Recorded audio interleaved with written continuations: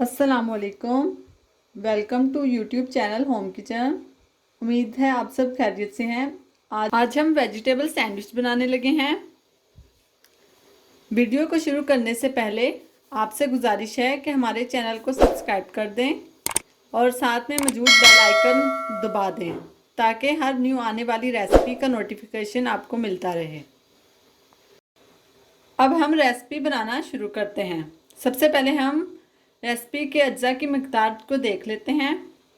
3 slice हमने bread के लिए हैं। इनके कॉर्नर्स को हमने काट लिया है। हस्बे ज़रूरत हमने नमक लिया है और हस्बे ज़रूरत हमने काली मिर्च ली है।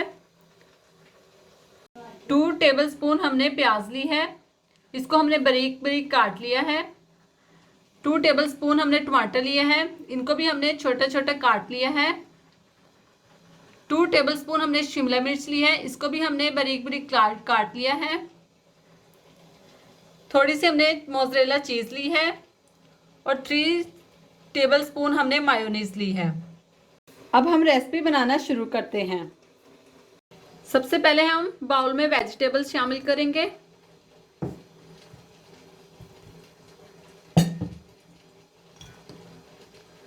वन पिंच साल्ट डालेंगे और 1 पिंच ही हम काली मिर्च डालेंगे और मायोनीज डालकर हम इसको शामिल कर लें और मायोनीज डालकर हम इसको अच्छे से मिक्स कर लेंगे। ये बहुत ही आसान और झटपट बनने वाली रेसिपी है। आप इसको सहरी में ज़रूर ट्राई कीजिएगा। मिक्सचर हमारा तैयार हो चुका है। अब हम इसमें मोज़रेला चीज़ शामिल कर देंगे और इसको मिक्स करके ब्रेड पर लगाएंगे। अब हम ब्रेड पर बटर लगा लेंगे। ब्रेड पर हमने बटर लगा ली है। अब हम इस पर मिक्सचर लगाएंगे। ब्रेड पर हमने मिक्सचर लगा लिया है।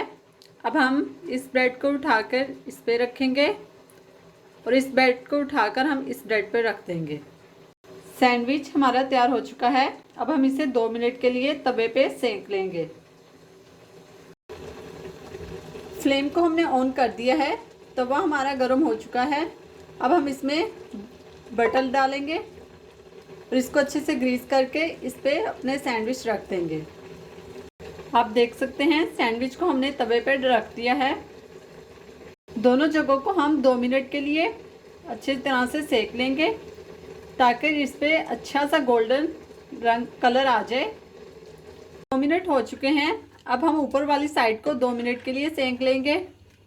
दोनों साइडें अच्छी तरह से पक चुकी हैं। सैंडविच हमारा तैयार हो चुका है। अब हम इसे सर्विंग डिश में निकाल लेंगे। वेजिटेबल सैंडविच हमारे तैयार हो चुके हैं। आज की रेसिपी आपको कैसी लगी कमेंट करके बताइएगा। अगर रेसिपी अच्छी लगी हो तो लाइक कर दें और इस रेसिपी को फ्रेंड्स एंड फैमिली में ज़्यादा से ज़्यादा शेयर करें। आज की रेसिपी देखने का शुक्रिया। दुआओं में याद रखिएगा।